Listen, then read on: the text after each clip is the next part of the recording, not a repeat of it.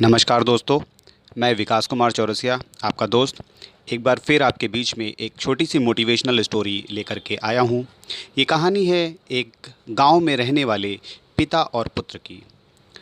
एक व्यक्ति गांव में रहा करता था और वो मूर्तियाँ बनाता था, बहुत ही शानदार मूर्तियाँ, ऐसी मूर्तियाँ जिसे देख करके ऐसा लगता था कि सिर्फ जान डालनी बाकी है, बाकी ईश्वर की बनाई हुई कलाकृति खुद धरती पर उतर आई हुई। बहुत सारे लोग उसकी मूर्तियाँ खरीदते थे और लगातार उसकी मूर्तियाँ अच्छे पैसों में लोग लेते थे और उसकी अच्छी खासी मूर्तियाँ बिकती थी। धीमे धीमे ये सिलसिला चलता रहा और लगातार उस व्यक्ति की मूर्तियाँ बिकती रहीं। कुछ समय के बाद उसका बेटा जो कि छोटा था, धीमे धीमे वो भी अपने उम्र में आया और पिता के कार्य को देखते हुए उसने भी यही निर्णय लिया कि मैं भी मूर्तियाँ बनाऊंगा। और पिता को देखते देखते, पिता से सीखते सीखते वो भी मूर्तियाँ बनाने लगा। लेकिन एक बात हमेशा ऐसी होती थी कि जब भी वो बेटा मूर्तियाँ बनाता था तो पिता उसकी मूर्तियों में कहीं ना कोई कमी ज़रूर निकाल देता था। वो ये नहीं कहता था कि मूर्तियाँ ख़राब हैं, लेकिन वो ये ज़रूर कहता था कि बेटा तेरी मूर्ति तो बहुत अच्छी है, लेकिन इसमें ये कमी है तो इसे सुधार। और बेटा उन गलतियों को सुधारने का प्रयास करता था और लगातार उसकी मूर्तियों में कुछ न कुछ नयापन देखने के लिए लोगों को मिलता था। धीमे धीमे वो बच्चा मूर्तियाँ बनाता गया, मूर्तियाँ बनाता गया, मूर्तियाँ बनाता गया और अपनी कमियों को दूर करता रहा। धीरे धीरे हुआ क्या कि उसकी मूर्तियाँ बहुत ज़्यादा बिकने लगी और एक समय ऐसा आया कि पिता के मूर्तियों से ज़्यादा उस बच्चे की मूर्तियाँ, उस बेटे की मूर्तियाँ बिकने लगी और ज़्यादा अच्छी कीमतों पे बिकने लगी। लेकिन फिर भी ये सिलसिला जारी रहा। जब भी बेटा मूर्ति बनाता था तो पिता उसकी मूर्ति में कहीं न कुछ कमी ज़रूर निकाल देते थे। फिर भी बेटे ने बोला, कोई बात नहीं, मेरे पिता हैं, अगर गलतियां निकाल रहे हैं तो कुछ ना कुछ तो होगा।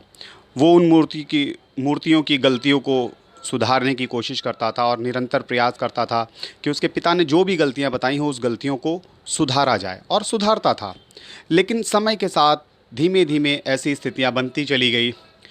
पुत्र की मूर्तियां ज़्यादा कीमतों पे बिकने लगी और पिता की मूर्तियां, क्योंकि अवस्था कमज़ोर हो चुकी थी, हाथ उतने अच्छे कार्य कर नहीं रहे थे, निगाहें भी कमज़ोर हो चुकी थी, और वो कलाकृति जो उभार करके वो लाया करता था वो इंसान पहले अपनी मूर्तियों में, वो अब उसमें सक्षम नहीं रह चुका था, तो उसकी मूर्तियाँ कम कीमत पे बिकने लगी।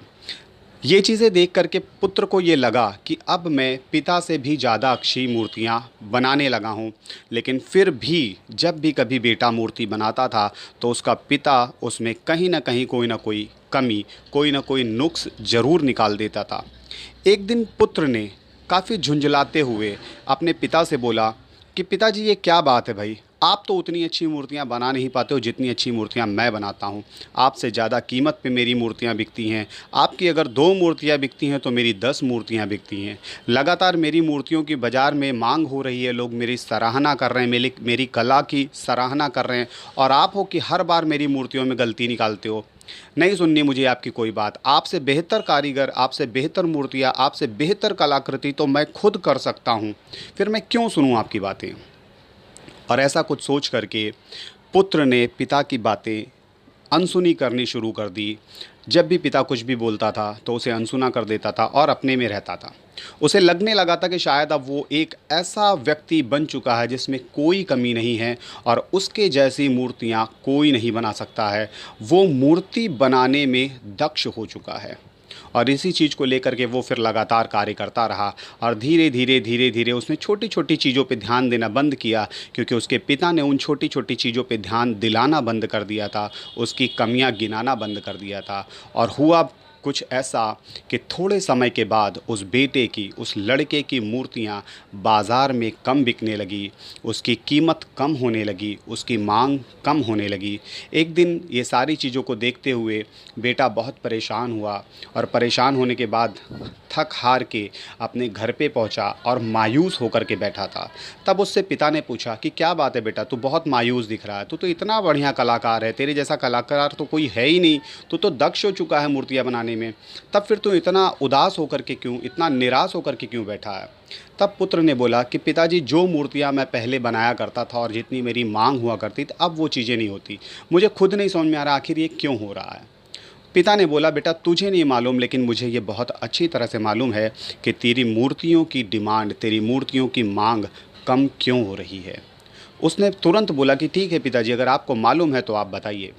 पिता ने उस समय ये बोला कि बेटा तुझे ये अहंकार हो गया था, तुझे इस चीज़ का घमंड हो गया था कि तुझसे अच्छी मूर्ति कोई बना ही नहीं सकता, जो मूर्ति तू बना लेगा वो मूर्ति कोई नहीं बना सकता। यहाँ तक कि तूने तो अपने बाप को भी ये नहीं सोचा कि मेरा बाप भी मेरे से कमज़ोर है। जिस व्यक्ति ने तुझे सिखाया, जिस व्यक्ति ने तुझे कलम पकड़नी सिखाई, जिस व्यक्ति ने तुझे एक छोटी छोटी सी बारीकियों के बारे में बताया, आज तुझे ऐसा लगता है कि शायद तू उससे भी आगे निकल चुका है। और यही कारण था कि तेरे मन में ये चीज़ बैठ गई और धीमे धीमे जो तू इतने मन लगा करके इतनी छोटी छोटी बारीकियों पे ध्यान दिया करता था, मैं तुझे बताता था और तू ध्यान देता था, वही चीज़ें लोगों को पसंद आती थी। आज तूने वो सारी चीज़ें धीमे धीमे बंद कर दी और तुझे लगा कि तू संपूर्ण परिपूर्ण हो चुका है। और यही कारण है जो धीमे धीमे तेरी मांग ख़त्म होती चली गई, तेरी मूर्तियों की मांग कम कम हो गई, तुझे पैसे कम मिलने लगे।